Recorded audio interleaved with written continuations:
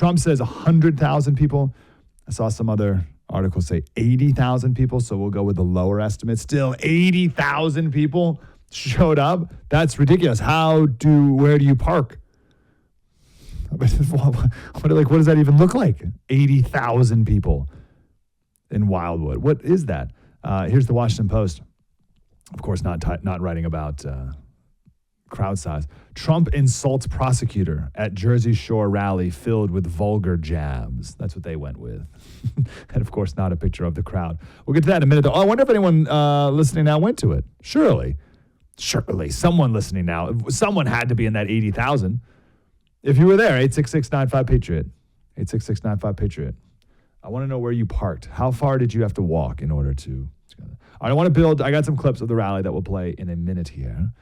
But first, I want to play a clip here of Nancy Pelosi. But there's a reason. I would never subject you to this for no reason. There's a point here, I promise. So this is Nancy Pelosi at Oxford, at the Oxford debate. Now I'm going to give her two compliments. She's 84, looks pretty good. Looks pretty good for 84. Also, she's up there speaking without any notes. That's great too. She makes no sense at all. I tried to find some other clips here to try to present some sort of coherent argument that she made, and she didn't, and there are not, right? So she would have been much better served with notes, but she got up there without notes. I guess that's something. Those are the two compliments I can give. The question is populism a threat to democracy? This video here from the Oxford Debate Union is entitled, Nancy Pelosi argues that populism is a threat to democracy due to voters being manipulated. This is probably the most, the part that's making the most rounds from what Nancy said here. We've seen demagogues come down the pike, destroy the press. What do the Republicans say? Fake news. So they're diminishing that in the eyes of these poor souls who are looking for some answers. We've given them to them, but they're blocked by some of their views on guns. They have the 3 Gs, guns, gays, God, that would be a woman's right to choose. And the cultural issues cloud some of their reception of an argument that really is in their interest. I don't agree with you that we don't accuse people of not knowing what they're doing. They know what their personal interest is. We respect that. But the fact is that using whether it's people different from me, nationalism, populism, is a very dangerous threat to democracy, not just in America where we're seeing it play out. Okay. All right, did you catch that beginning part? The beginning part was about you. You're the poor soul, just so you know. You're the poor soul who just can't figure it out. You can't make sense of things. You've been so manipulated. They've given you the answers. That's what she said. She said, we've given them. Let me go back. Let me make sure we get that right. I want to make sure we're doing this right here. Hike, destroy the press. What do the Republicans say? Fake news. So they're diminishing that in the eyes of these poor souls. Poor souls. Who are looking for some answers. You're looking for answers. We've given them to them, but they're blocked by some of their views. All right, they've given you the answer.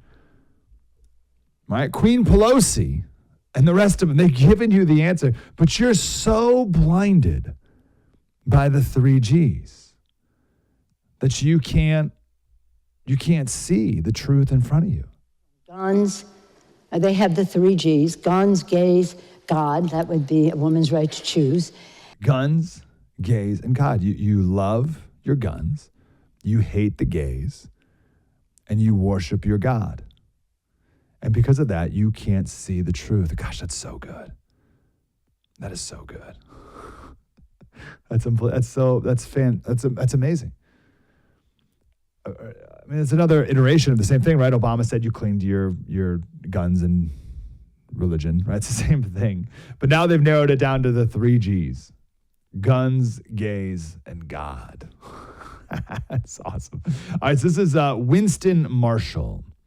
Here's a little bit of him. He was on the other side. Populism has become a word used synonymously with racist. We've heard ethno-nationalist, with bigot, with hillbilly, redneck, with deplorables. Elites use it to show their contempt for ordinary people. This is a recent change. Not long ago, Barack Obama, while still president at the North America's Leaders Summit in June 2016, he took umbrage with the notion that Trump be called a populist. How could Trump be called a populist? He doesn't care about working people. If anything, Obama argued, he was the populist. If anything, Obama argued, Bernie was the populist. It was Bernie who'd spent 5 decades fighting for working people. But Trump. Something curious happens. If you watch Obama's speeches after that point, more and more recently, he uses the word populist interchangeably with strongman, with authoritarian. The word changes meaning. It becomes a negative, a pejorative, a slur. It's very interesting, isn't it? So back right before Trump, 2015, 2016 election, populism was a good thing until Trump won. And then populism became authoritarian. It's great. His argument, he goes on, he says, the reason that populism is popular now is the elites have failed. He said, populism is not a threat to democracy. That's the question in front of the debate. Is populism a threat to democracy? No, populism is not a threat to democracy. Populism is democracy. Here's Winston Marshall's best point. What about the mainstream media? Let me read you some mainstream media headlines. The New Yorker, the day before the 2016 election. The case against democracy. Real quick, the subheadline is, if most voters are uninformed, who should make decisions about the public's welfare? The Washington Post, the day after the election. The problem with our government is democracy. The LA Times, June 2017. The British election is a reminder of the perils of too much democracy. Vox, June 2017. The 2 eminent political scientists say the problem with democracy is voters. New York Times, June 2017. The problem with participatory democracy is the participants. Mainstream media elites are part of a class who don't just disdain populism, they disdain the people. Oh, it's so good. Gosh, that's so good. I've never heard those before. Have you ever heard those headlines? Those are real, actual headlines, real examples of the left criticizing democracy, their elitism showing through. First, of course, it shows their hypocrisy, but it shows their elitism. They don't really want the people to vote. The people are stupid. The people don't know better. Say it with me now, you're just a truck driver.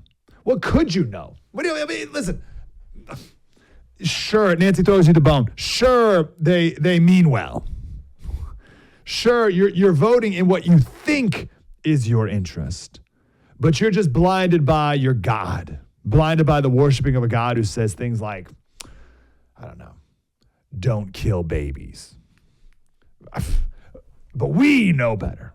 We know you should kill babies. But those rednecks with their God, they say don't kill babies. The elites, they don't trust you because you don't think that a boy can become a girl and a girl can become a boy. They know better. You can't be trusted because of your outdated opinions. But when the people voted for Trump in 2016, democracy was a terrible thing. The problem with participatory democracy are the participants. Democracy was an awful thing because the people spoke and the people can't be trusted. The unwashed masses, the hoi polloi. Now, I tend to agree with them. Democracy is a bad thing. It's why we don't have one. That particular Vox article that he mentioned, starts off talking about the election of 1916, not 2016, but 1916, when Woodrow Wilson lost his home state of New Jersey. And why did he lose New Jersey? Well, their argument is that there were a lot of shark attacks that year in New Jersey, and that really hurt tourism.